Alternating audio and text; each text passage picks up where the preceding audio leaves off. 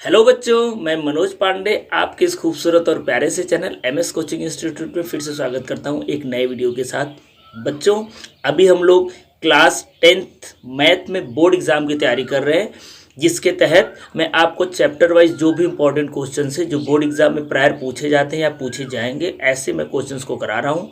तो इस सीरीज़ को आपको जरूर ज्वाइन करना है अगर ये सीरीज़ आपने नहीं ज्वाइन किया है। चैप्टर नंबर 4 के सारे इंपॉर्टेंट क्वेश्चंस मैं ऑलरेडी करा चुका हूं और चैप्टर नंबर 5 में टोटल में 15 क्वेश्चंस कराने वाला हूं, जिसमें 10 क्वेश्चन ऑलरेडी कंप्लीट हो चुका है। अगर वो वीडियो आपने नहीं देखा है तो प्लेलिस्ट में जाकर के आप देख सकते हैं, या डिस्क्रिप्शन में भी मैं लिंक उसका दे दिया हूँ, वहाँ भी जाकर के ये क्वेश्चन आप देख सकते हैं। अगर ये सारे क्वेश्चन आपने किया तो सपोज करो आप ये मान के चलो कि आपका बोर्ड एग्जाम का तैयारी बहुत अच्छे से हो रहा है, क्योंकि ये ऐसे क्वेश्चन है जो आपके एक्सरसाइज में आपको नहीं मिलेंगे या कुछ क्वेश्चन ही मिलेंगे। इसमें अलग अलग कॉन्सेप्ट यूज हो रहा है। अगर ये सारे क्वेश्चंस आप करोगे तो आपका बोर्ड एग्जाम का तैयारी बहुत अच्छे से हो जाएगा। तो चलिए हम लोग क्वेश्चन नंबर 11 से स्टार्ट करते हैं। जैसे कि मैं बताया कि 10 तक ऑलरेडी मैं कंप्लीट कर चुका हूं, तो वो वीडियो आपको जरूर देखना है, इसके बाद इस वीडियो को आपको देखना है। तो चलिए क्वेश्चन आपकी स्क्रीन पर ये रहा। क्वेश्चन नंबर 11 देखिए क्या बोल रहा है। For what value of P is 2p + 1 13 and 5p - 3 are 3 consecutive terms of AP. मतलब बोल रहा है कि p के किस वैल्यू के लिए ये जो तीनों टर्म है ना, ये तीनों टर्म एपी के कंसेक्यूटिव मतलब लगातार ये तीनों टर्म एपी के। दैट मीन्स आप बोल सकते हो कि a1 a2 a3 का वैल्यू आपको गिवन है। तो देखिए एपी आप कैसे पहचानते हो कोई सीरीज एपी है। एपी के लिए सबसे आसान तरीका होता है कि उसका कॉमन डिफरेंस, यानी अगर हर टर्म के बीच कॉमन डिफरेंस सेम है तो वो एपी है। दैट मीन्स अगर मैं सेकंड वाले में से फर्स्ट को माइनस करूं या थर्ड वाले में से सेकंड को माइनस करूं तो हमेशा क्या आएगा, कॉमन डिफरेंस सेम आएगा। कॉमन डिफरेंस सेम आया मतलब वो एपी है। तो उसी कॉन्सेप्ट का यूज करके इस क्वेश्चन को हम लोग सॉल्व करेंगे। बहुत आसान सा क्वेश्चन आपके लिए ये। तो अगर मैं बोलूँ यहाँ पर देखिए, अगर पहले टर्म को अगर मैं a1 मानूँ तो a1 का वैल्यू कितना है बच्चों, 2p + 1 है। वैसे a2 का वैल्यू कितना है, 13 है। ऐसे अगर मैं a3 का वैल्यू निकालूं तो कितना है, निकालना क्या है, खुद ही दिया है 5p - 3। तो मैं क्या बोला, कॉमन डिफरेंस AP के लिए सेम आना चाहिए। मतलब अगर हम लोग A2 में से A1 को माइनस कर लें या A3 में से A2 को माइनस कर लेंगे, दोनों सेम आएगा। तो हम लोग यही कॉन्सेप्ट यूज करेंगे और एक इक्वेशन मिलेगा और इक्वेशन को सॉल्व कर देंगे, हमारा आंसर आ जाएगा। देखिए मैं क्या बोल रहा हूँ, अगर मैं A2 में से A1 निकालूं तो ये भी तो आपका D ही है। अगर मैं या बोलूं कि अगर मैं A3 में से A2 निकालूं तो ये भी तो D है। D मतलब कॉमन डिफरेंस, A2 - A1 या A3 - A2, बात तो एक ही है। अब देखिए A2 का वैल्यू आपके पास कितना है, 13 है, माइनस A1 का वैल्यू कितना है, 2p + 1 है। A3 का वैल्यू कितना है, 5p - 3 है। और फिर A2 का वैल्यू कितना है, 13 है। तो -13 है तो -13 कर लीजिए। अब ब्रैकेट ओपन करिए तो 13 - 2p - 1 = 5p - 16। अब देखिए p को आप लेफ्ट करेंगे, बाकी नंबर्स को राइट करेंगे। तो देखिए ये -2p लेफ्ट है तो मैं इसको लेफ्ट लिख रहा हूँ। ये 5 इधर जाकर के -5p हो जाएगा। ये देखिए -16। अब इसको हम लोग ध्यान से देखें तो अगर हम लोग 13 में से 1 को माइनस करें तो क्या मिलेगा, 13 में से अगर आप 1 माइनस करो 12 मिलेगा। 12 उधर जाकर के माइनस हो जाएगा तो इसको हम लोग -12 लिख सकते हैं। अब अगर हम लोग इन दोनों को ऐड करें तो -7p = -28। Minus minus cancel out हो गया तो p का वैल्यू कितना आ गया, 28/7। 7 4 जा 28। ठीक है, तो इस तरीके से p का वैल्यू आपका कितना आ गया, 4 आ गया और ये आपका आंसर हो गया। कितना आसानी से देखिए क्वेश्चन सॉल्व हो गया। ठीक है, तो चलिए अब हम लोग नेक्स्ट क्वेश्चन की तरफ बढ़ते हैं जो क्वेश्चन नंबर 12 है। चलिए ये क्वेश्चन आपकी स्क्रीन पर रहा। Which term of AP 3a 13 18 ... is 78। ये आपका NCERT की बुक से ही क्वेश्चन है और इंपॉर्टेंट क्वेश्चन भी, इसलिए इस क्वेश्चन को भी मैं लिया हूँ। आपको बताना है कि ये जो AP सीरीज है इसमें कौन सा टर्म ऐसा होगा, यानी कौन से नंबर पर 78 आएगा, आपको ये बताना है। दैट मीन्स यहाँ पर हमको क्या बताना है, n का वैल्यू बताना है। तो कभी भी अगर ऐसा क्वेश्चंस मिले और पूछे कि ये कौन सा टर्म होगा तो सबसे पहला काम आप उसको an कंसीडर कर लेना। अगर आप an कंसीडर करके चल करोगे तो ये क्वेश्चन बहुत ही आसानी से हो जाएगा। तो अगर हम लोग गिवन इन्फॉर्मेशन जो भी क्वेश्चन में दिया हुआ है AP सीरीज, अगर उससे मैं a और d निकालूं तो a क्या होता है, फर्स्ट टर्म होता है। तो फर्स्ट टर्म यहाँ पर कितना है, 3 है।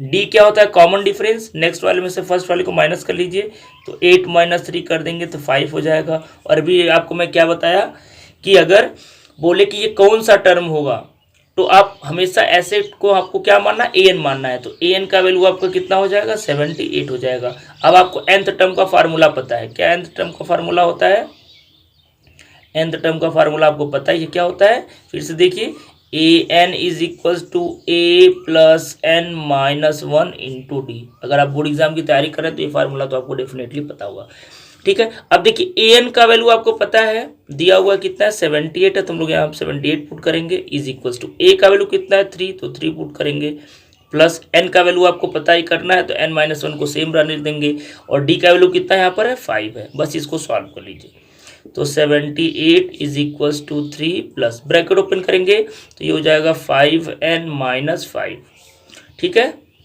सारे नंबर्स को लेफ्ट करिए, मतलब वेरिएबल को एक तरफ और कांस्टेंट को एक तरफ करके नॉर्मल जैसे आप लीनियर इक्वेशन सॉल्व करते हो बस सॉल्व कर लीजिए। चलिए अगर मैं ध्यान से करूं इसको तो 78, अब देखिए 3 में से 5 माइनस करोगे तो -2 आएगा, और -2 को जब इधर लेके आओगे तो ये +2 हो जाएगा, और इक्वल्स टू कितना हो गया 5n।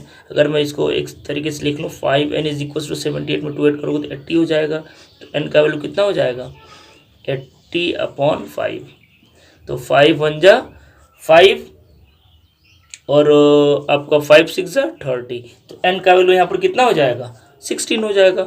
यानी इस एपी सीरीज का जो 16वां टर्म होगा या 16th टर्म होगा उसका वैल्यू कितना होगा 78 होगा। ये आपका आंसर हो गया। देखिए ये भी क्वेश्चन कितना आसानी से आपका हो गया, ठीक है बच्चों। आई होप आप इंजॉय कर रहे होंगे, आपको मज़ा भी आ रहा होगा। ये वीडियो आपको कैसा लगा कमेंट करके तो आपको ज़रूर बताना है। अगर ये 2 क्वेश्चंस में आपको मज़ा आ गया तो लाइक तो ज़रूर बनता, आप वीडियो को जल्दी से लाइक कर दीजिए। अब चलिए हम लोग नेक्स्ट क्वेश्चन को स्टार्ट करते हैं जो क्वेश्चन नंबर 13 है। तो बच्चा पार्टी क्वेश्चन नंबर 13 आपकी स्क्रीन पर ये रहा। क्या बोल रहा है, right the 5th term from the end of the AP, यानी ये जो एपी सीरीज दिया है इसके एंड से हमको 5वां टर्म बताना। देखिए आप जो नंबरिंग कर सकते हो 2 तरीके से कर सकते हो। एक स्टार्टिंग से अगर मैं बोलूँ यहाँ से, देखिए तीसरे नंबर पर कौन सा टर्म है स्टार्टिंग से, तो बोलोगे 7 है, बट अगर मैं बोलूँ एंड से तीसरे नंबर पर कौन है तो वो नंबर दूसरा होगा। तो इस बात को आपको याद रखना है कि फ्रॉम द एंड बोल रहा है कि स्टार्टिंग बोल रहा है, ठीक है। वैसे अगर एंड रहेगा तो एंड बोलेगा, स्टार्टिंग के लिए स्टार्टिंग नहीं बोलेगा, बस बोल देगा कि ये टर्म आप बताओ। तो देखिए ऐसे क्वेश्चन को आप कैसे हैंडल करोगे। ऐसे क्वेश्चन को हैंडल करने के लिए आपके पास एक nth टर्म का अलग फार्मूला, वो फार्मूला क्या होता है, an is equals to l minus n minus 1 into D. I hope ये फार्मूला आप जानते हो, अगर नहीं जानते तो बहुत इंपॉर्टेंट फार्मूला आपको याद रखना है। देखिए अगर बोलेगा स्टार्टिंग से nth टर्म बताओ तो nth टर्म का फार्मूला क्या होता है, from the starting a plus n minus 1 into D होता है। लेकिन अगर एंड से बोलेगा तो l minus n minus 1 into D होता है। समझ में आया बात। अब देखिए l का मतलब यहाँ पर लास्ट टर्म है, n मतलब नंबर ऑफ टर्म, कौन सा टर्म पूछ रहा है, जिससे फिर पूछ रहा है तो n का वैल्यू हम लोग 5 लिख देंगे। d तो दोनों के लिए सेम है, तो हम लोग ये वाला फार्मूला भी नहीं यूज करेंगे, हम लोग ये वाला फार्मूला यहाँ पर यूज करेंगे क्योंकि फ्रॉम द एंड बोल रहा है। अब चलिए एपी सीरीज से अगर हम लोग बात करें तो a का वैल्यू आपके पास कितना है 3 है बच्चों। d का बात करें तो सिंपली आप क्या करोगे 5 में से 3 माइनस कर दो तो d का वैल्यू कितना है 2 है। अब यहाँ पर 5th term from the end पूछ रहा है तो लिख लेते हैं 5th term from the end, from the end. अच्छा 5th term from the end के लिए फार्मूला आपको पता है, यही यूज करना है। क्या यूज करना है, l minus n minus 1 into D. अब यहाँ पर l क्या लास्ट टर्म आप देखो तो l टर्म यहाँ पर दिया हुआ है, l का वैल्यू कितना दिया 201 दिया। चलिए ये भी मैं लिख लेता हूँ, यहाँ पर आपको l का वैल्यू ऑलरेडी गिवन है। अब ये सारे वैल्यूज बस यहाँ पर रख लीजिए, आपका आंसर आ जाएगा। तो l के जगह आपको कितना रखना है 201 रखना है, माइनस n की जगह कितना रखना है क्योंकि 5th टर्म पूछ रहा है तो n की जगह 5 रखना है, और माइनस 1 इंटू डी तो कॉमन डिफरेंस कितना है 2 है, ये हम लोग निकाल चुके हैं, बस सॉल्व कर लीजिए। तो 201, अब देखिए 5 में से 1 माइनस करोगे 4, 4 2 जा 8 हो जाएगा, तो -8 हो जाएगा।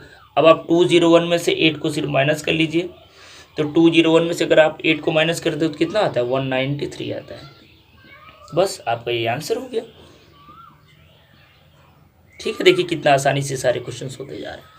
चलिए आई होप ये भी सोल्यूशन आपको समझ में आया होगा।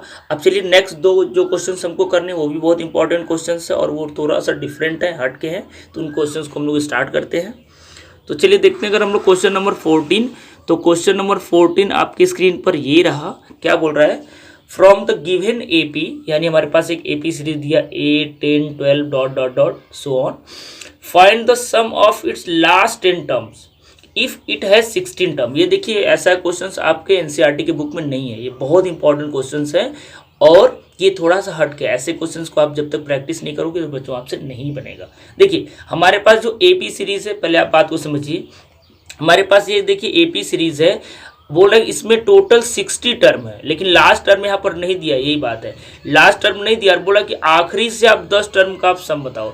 यानी अगर 60 टर्म है तो मान के चलो कि जो 51 से लेकर के 60 तक का टर्म होगा, यानी 51 to 60 तक के जो टर्म होंगे उनका हमको सम बताना है। दैट मीन्स आप बोल सकते हो कि A51 A52 A53 so on और A60 तक आपको बताना है। भाई 51 से लेकर के 60 तक ही तो आखिरी का 10 टर्म होगा, तो वही आपको बताना है। तो सबसे पहले देखिए ऐसे क्वेश्चंस को सॉल्व करने के लिए आपको क्या करना है, फर्स्ट ऑफ ऑल हमको क्या करना पड़ेगा, लास्ट टर्म निकालना पड़ेगा, क्योंकि अगर लास्ट टर्म हम लोग नहीं निकालेंगे तो कहीं ना कहीं हम लोग इस क्वेश्चन को नहीं कर पाएंगे। तो चलिए सबसे पहले हम लोग लास्ट टर्म निकाले, तो आपको पता है कि लास्ट टर्म कितना है 60, मतलब 60वां टर्म निकालना, दैट मीन्स n का वैल्यू हमको 60 रख देना है और AD का वैल्यू तो पता ही है। तो फ्रॉम द गिवन एपी अगर हम लोग करें तो ए का वैल्यू आपके पास सीधा सीधा कितना है 8 है, डी का वैल्यू कितना है, यहाँ पर भी 2 ही है, तो 10 - 8 कर देंगे तो 2 मिलेगा, और एन मतलब अगर हम लोग 60 टर्म मान के चलें तो एन का वैल्यू 60 हो गया। तो अगर हम लोग 60 टर्म निकालें 60वां टर्म, तो ए एन इज इक्वल क्या हो जाएगा, A + n - 1 into D, formula तो ये यूज़ करना है। तो ए का मतलब आपको 8 रखना है, प्लस n का मतलब हो गया 60 - 1 इंटू डी का मतलब 2 हो गया। तो 8 प्लस, अब देखिए यहाँ पर कितना हो जाएगा 59 ना, और इंटू 2 हो जाएगा। तो अगर हम लोग सॉल्व करें तो 9 2 जा 18, 1 कैरी, 5 2 जा 10 1 11। अगर 118 में 8 ऐड करेंगे तो 126 आ जाएगा। तो इस तरीके से हमको ये पता चल गया कि इसका जो 60वां टर्म है उसका वैल्यू कितना है 126 है। अच्छा, अब देखिए आगे आपको क्या स्ट्रेटेजी अपनाना इस क्वेश्चन को सॉल्व करने के लिए, मैं आपको बताता हूँ। देखिए सम ऑफ n टर्म का आपके पास दो फार्मूला होता है, मैं दोनों फार्मूला यहाँ पर लिख देता हूँ। यहाँ पर चलिए मैं यहाँ पर नीचे लिख देता हूँ। ये दोनों फार्मूला क्या होता है आपको पता होना चाहिए। एक फार्मूला आपका होता है Sn = n/2 2a + n - 1 into D, और एक आपका होता है अगर लास्ट टर्म गिवन है वो तो n/2 into a + l, n/2 into a + l होता है। यहाँ पर a फर्स्ट टर्म है n लास्ट टर्म। अब सोचिए अगर किसी एपी सीरीज का आपको l पता चल गया और n तो हमको पता ही है क्योंकि 10 टर्म बोल रहा है, अगर हम लोग सिर्फ फर्स्ट टर्म पता कर लें तो यहाँ पर ये वाला फर्स्ट टर्म नहीं जो क्वेश्चन में दिया है, क्योंकि ये तो स्टार्टिंग वाला टर्म है ना। यहाँ पर जो क्वेश्चन बोल रहा है कि आखिरी का 10 टर्म, दैट मीन्स इस एपी सीरीज के लिए जो ये क्वेश्चन में बोल रहा है कि आखिरी के 10 टर्म का सम बताना है, वहाँ पर जो फर्स्ट टर्म हम लोग कंसीडर करेंगे वो A51 को करेंगे, क्योंकि 51 से लेकर के 60 तक को ऐड करना है ना। तो अगर हम लोग कैसे भी करके A51 पता कर लें और वो आसानी से पता चल जाएगा, तो हम लोग क्या करेंगे, सिंपली इस फार्मूले का यूज़ करके हम लोग सम ऑफ n टर्म निकाल सकते हैं फ्रॉम द एंड। अब देखिए मैं क्या बोल रहा हूँ, मेरी बात को आप ध्यान से समझिए, ये क्वेश्चन थोड़ा सा अलग हटके है। आपको पता चल गया कि A60 का वैल्यू कितना है 126, क्लियर है। A60 का वैल्यू 126 है। अगर हम लोग A51 का वैल्यू निकालें तो क्या नहीं निकाल सकते भाई, A51 मतलब 91वां टर्म। 91वें टर्म को आप कैसे लिखते हो, A + 50D लिखते हो। आपको ऑलरेडी मैं बता चुका हूँ कि जो टर्म बोले उसमें से 1 माइनस करके D का मल्टीप्लाई कर दो, प्रीवियस वीडियोस में मैं बता चुका हूँ। तो 91वें टर्म को कैसे लिखते हैं, A + 50D लिखते हैं। अब देखिए आपके पास A का भी वैल्यू पता है और D का वैल्यू पता है, तो 91वां टर्म आराम से निकल जाएगा। तो A का वैल्यू आपको कितना रखना है 8 रखना है, प्लस 50 इंटू डी का वैल्यू कितना रखना है 2 रखना है। तो आप सॉल्व करोगे तो 108 आएगा। मतलब अब आपके पास जो नया एक तरीके से एपी सीरीज मिलेगा उसका फर्स्ट टर्म 108 होगा। फिर अगर आप चाहो तो दो का ही तो कॉमन डिफरेंस है, तो 110 मिलेगा, सो ऑन करते करते आखिरी कितना हो जाएगा 126 हो जाएगा। भाई उसी एपी सीरीज का ये मैं एक पार्ट लिख रहा हूँ कि जो 51 से लेकर के 60 तक होगा। अब आपके पास एक ऐसा एपी सीरीज पता है जिसका ए का भी वैल्यू पता है, एल का भी पता है, तो सिंपली आप क्या कर दो, सम ऑफ एन टर्म का जो फार्मूला भी मैं आपको बताया ये वाला नीचे वाला, इस फार्मूले को आप यूज कर लीजिए, आपका आंसर आ जाएगा। तो देखिए एस एन का वैल्यू क्या होता है n/2 सॉरी ए प्लस एल है ना, ए प्लस एल। तो S N is equal to N, मतलब 10 टर्म का सम बताना है तो ये 10 हो जाएगा, 10/2। ए का वैल्यू कितना है 108 है, प्लस एल का वैल्यू कितना 126 है। बस बच्चों आप इसी को सॉल्व कर लीजिए, आप आंसर के करीब है। तो अगर हम लोग सॉल्व करें तो ये 5 हो जाएगा, ऐड कर लीजिए तो 8 और 6 कितना हो जाएगा 14, 1 कैरी 3 हो जाएगा और ये 112 हो जाएगा। ठीक है, 5 से मल्टीप्लाई कर दीजिए तो 5 4 जा 20, 5 4 जा 20, 2 कैरी 5 3 जा 15, 15 to 17, 1 5 2 जा 10 और 1 11। तो 1170 आपका आंसर हो जाएगा। इस तरीके से इसको अगर हम लोग सॉल्व कर लेंगे तो एक बार आप कैलकुलेशन चेक कर लीजिएगा, वैसे मेरे को लग रहा सही होगा, गलत नहीं होना चाहिए। तो ये आपका आंसर हो गया। ठीक है, तो देखिए इस तरीके से बच्चों ये क्वेश्चन नंबर 14 भी आपका कंप्लीट हो गया। अब चलिए हम लोग नेक्स्ट जो कि लास्ट क्वेश्चन है एपी सीरीज का भी और इस वीडियो का भी, तो उसको हम लोग जल्दी से कर लेते हैं। तो मेरे प्यारे बच्चों क्वेश्चन नंबर 15 आपकी स्क्रीन पर ये रहा। वैसे आप इंजॉय कर रहे होंगे, आई होप, हमें ऐसा लग रहा है कि आपको अच्छा लग रहा होगा। जैसा भी आपको लग रहा है जब आप हमें कमेंट करके बताएंगे तभी तो हम समझ पाएंगे। तो चलिए क्वेश्चंस को हम लोग करते हैं, लेकिन अगर वीडियो को अच्छा लग रहा होगा आपको ये वीडियो और मेरी बात भी आपको समझ में आ रही होगी और मेरा क्वेश्चन समझाने का तरीका भी अगर आपको समझ में आ रहा होगा तो जल्दी से वीडियो को लाइक तो ज़रूर कर दीजिएगा। अगर आप ऑलरेडी कर चुके हैं तो दोबारा नहीं करना है, लेकिन नहीं किया तो अभी तक तो बिल्कुल आप इसको कर दीजिए। चलिए क्वेश्चन नंबर 15 हम लोग देखते हैं क्या बोल रहा है। Find the number of terms of an AP 5 9 13 so on 185। यानी हमारे पास एक ऐसा एपी सीरीज गिवन है जिसका देखिए फर्स्ट टर्म भी पता है, लास्ट टर्म भी पता है और ये पूरा आपको गिवन इन्फॉर्मेशन है। तो हमको बताना है इसमें कितने नंबर ऑफ टर्म्स है। देखिए अगर आपके पास एक ऐसा एपी सीरीज है जिसमें लास्ट टर्म पता हो तो उतने ही नंबर, भाई लास्ट टर्म जिस नंबर पर आएगा उतने ही तो टोटल नंबर ऑफ टर्म्स होंगे। तो ऐसे क्वेश्चन से हम लोग क्या करते हैं, लास्ट टर्म को एन मान लेते हैं। अगर आप लास्ट टर्म को एन मान लोगे तो ए और डी तो आपको ऑलरेडी गिवन सीरीज से मिल ही जाता है। तो आपके पास ए भी है, डी भी है, ए एन भी है, तो एन निकालना है तो एन आपका निकल जाएगा nth टर्म के फार्मूले से। ठीक है, ये आप कब यूज करोगे जब लास्ट टर्म आपको गिवन है, उस कंडीशन में अगर नंबर ऑफ टर्म पूछे तो आपको हमेशा सारे क्वेश्चन में ऐसे ही करने हैं। तो गिवन इन्फॉर्मेशन से एपी से अगर मैं लिखूँ तो ए का वैल्यू आपके पास 5 है, डी का वैल्यू आपके पास 9 - 5 दैट इज 4 है और एन का वैल्यू आपके पास कितना है 185 है। और मैं क्या बोला आपको क्या निकालना है, एन का वैल्यू आपको निकालना है। ठीक है, अब चलिए हम लोग nth टर्म का फार्मूला यूज कर लेते हैं। तो nth टर्म का फार्मूला तो अब आपको याद ही हो गया होगा, अगर याद नहीं था तब भी। तो एन का वैल्यू क्या होता है a + n - 1 × d। ये सारे वैल्यूज रख लीजिए। n की जगह आपको एन की जगह क्या रखना है 185 रखना है, ए की जगह आपको क्या रखना है 5 रखना है, एन आपको बताना है तो n - 1 को एज इट इज़ हमेशा रखना है और डी की जगह कितना पुट करना है 4 पुट करना है। तो 185 = 5 प्लस ब्रैकेट ओपन करेंगे तो 4n - 4 हो जाएगा। तो 185 = अब देखिए 5 में से 4 माइनस करोगे तो 1 हो जाएगा प्लस 4n हो जाएगा। अगर मैं आपसे बोलूं कि 4n का वैल्यू कितना है तो 185, ये उधर आकर क्या हो जाएगा -1 हो जाएगा। अब 4n का वैल्यू कितना हो जाएगा 184 हो जाएगा। तो n का वैल्यू कितना हो जाएगा 184 को आप 4 से डिवाइड कर लीजिए तो 4 4 जा 16 और 2 4 6 जा 24 हो जाएगा। 4 4 जा 16, 2 4 4 6 जा 24।